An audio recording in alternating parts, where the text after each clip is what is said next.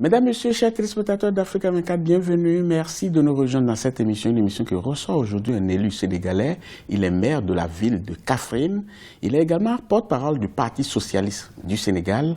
Monsieur Abdoulaye Wilane est notre invité. Merci d'avoir accepté notre invitation. C'est moi qui vous remercie et qui vous souhaite bienvenue et bon séjour au Sénégal. Et je profite également d'Africa 24 pour saluer l'ensemble de nos compatriotes africains et le reste du monde qui, par votre canal, prend le pouls de notre continent. Parlons un peu d'un autre pan, d'une autre cassette que vous portez en tant que porte-parole du Parti socialiste. Apparemment, ça ne va pas très bien au sein de ce parti depuis un moment. Qu'est-ce qui se passe au juste?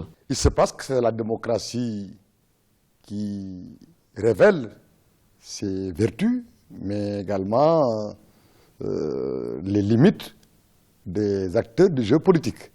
Il n'y a de démocratie que là où il y a des démocrates. Le Parti socialiste n'est pas, comme certains le prétendent, en crise.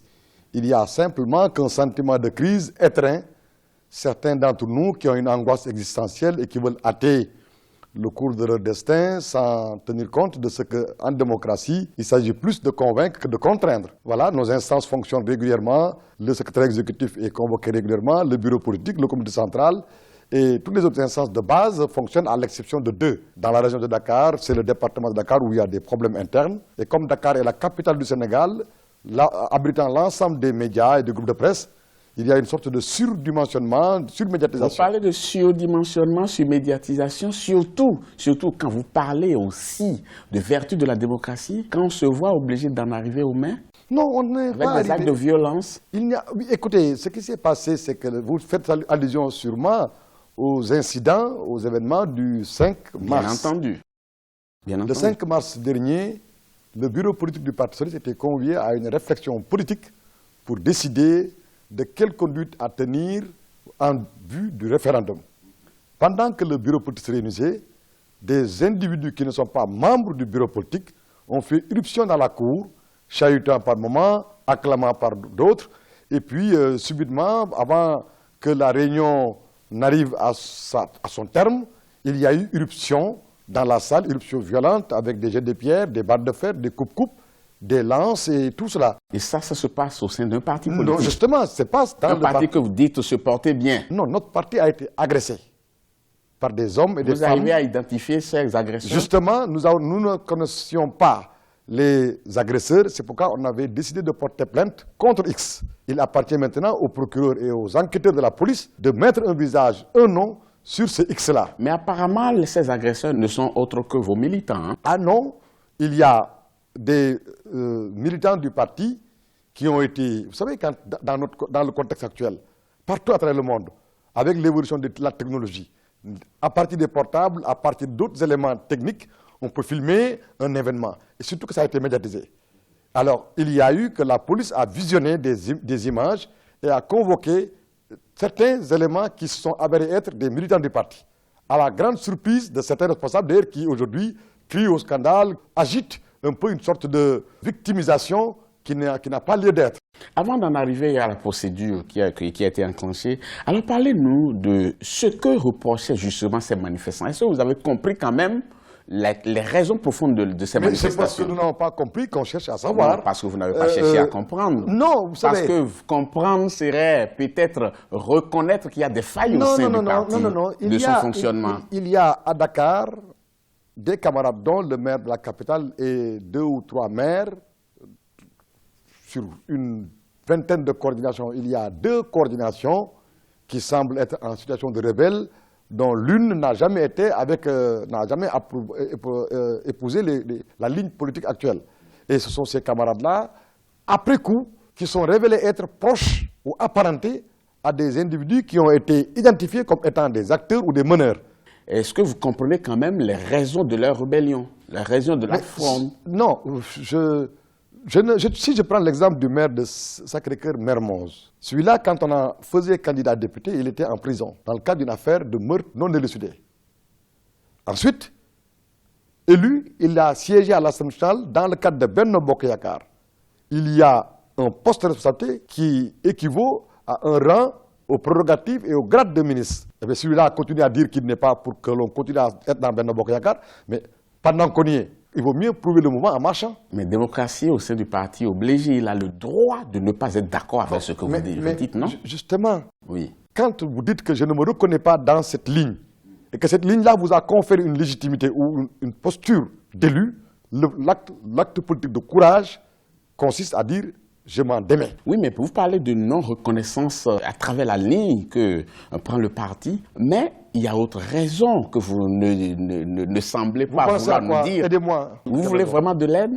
Mais je vous écoute. Je suis là pour... Les fondeurs veulent le départ du leader national, Ousmane Tanor Dieng. Être contesté, c'est être constaté. Monsieur Ousmane Tanor Dieng... Selon vous, hein? Monsieur Ousmane Tanor Dieng a été élu démocratiquement par la base du parti et avec une majorité qui ne souffre de l'ombre d'aucun doute. Et depuis lors, il s'acquitte de son devoir et de sa mission, réunit les instances du parti qui délibèrent. Il assume les décisions du parti et veille à leur exécution. Maintenant, que des gens pensent que, compte tenu de son âge, il faut bien qu'il cède la place à d'autres, mais ils en ont le droit. Monsieur Tanor Dieng préside au destiné du parti. Il est secrétaire général depuis bientôt 8 ans et premier secrétaire sous Abdou Diouf, il l'a été de 1996 à 2007. Donc voilà, c'est quelqu'un qui est à la tête du parti, mais il n'y est pas de son propre chef.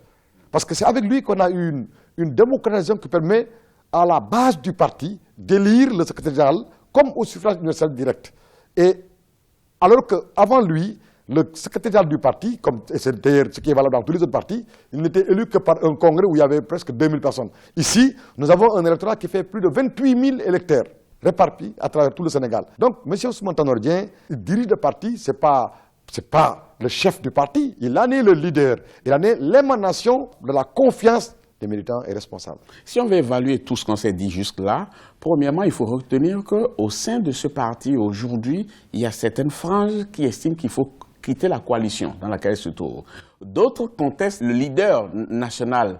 Ça fait quand même beaucoup pour le parti que vous estimez qu'il se porte bien quand même. Hein? C'est les mêmes. Oui. C'est les mêmes. Et ils ont nom Aïssata Tall Sall, Barthélémy Diaz, Aminata Diallo Thior, Idrissa Diallo. Ça se compte sur les doigts d'une main. C'est peut-être ceux qui se sont permis de dire fort ce qu'ils pensent. Écoutez, sans oublier pourquoi vous avez tendance à minimiser les faits. Non, mais parce que simplement, c'est des faits mineurs, mais des faits quand même qu'on respecte et qu'on tient en considération parce que nous sommes dans un parti. Le débat d'idées est réalité.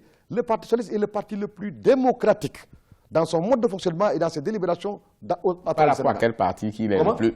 Vous faites allusion à quel parti? Vous comparez à quel parti? À tous les partis qui existent au Sénégal. Mais il y a un invité qui était ici à votre siège tout à l'heure a estimé que son parti aussi est le plus démocratique au Sénégal. Écoutez, le Parti socialiste... Chacun voit midi à sa porte. Attendez, le Parti socialiste a bientôt 70 ans.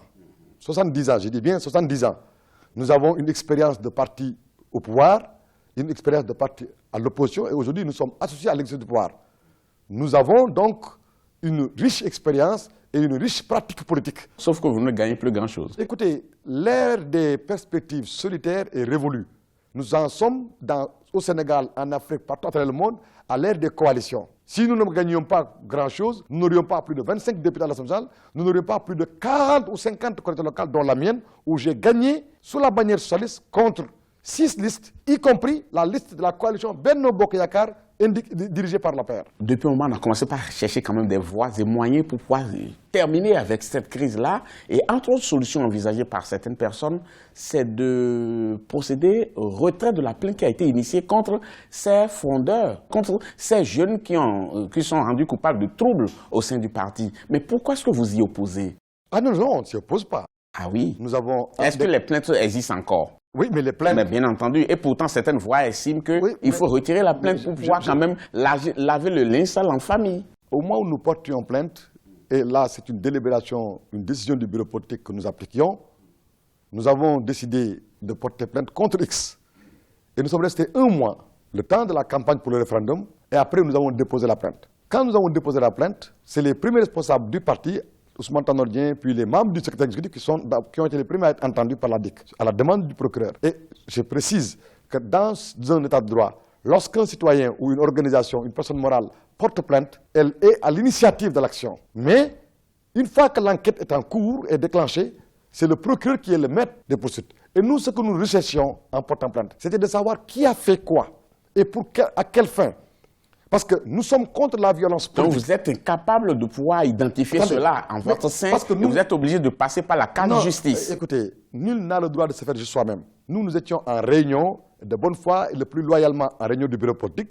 Cependant que des gens qu'on ne connaissait pas, qu'on n'identifiait pas, qui n'étaient pas membres du bureau politique, sont venus faire irruption dans la cour et agresser, attenter à nos vies, caillasser des voitures et détruire.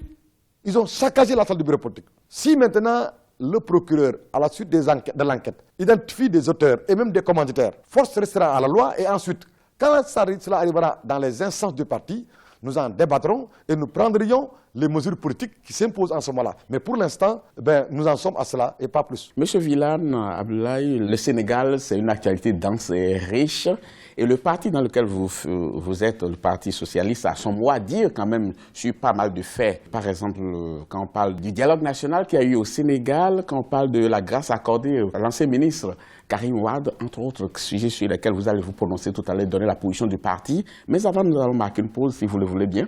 Bien. Chers téléspectateurs, ne partez surtout pas, on vous retrouve dans quelques instants.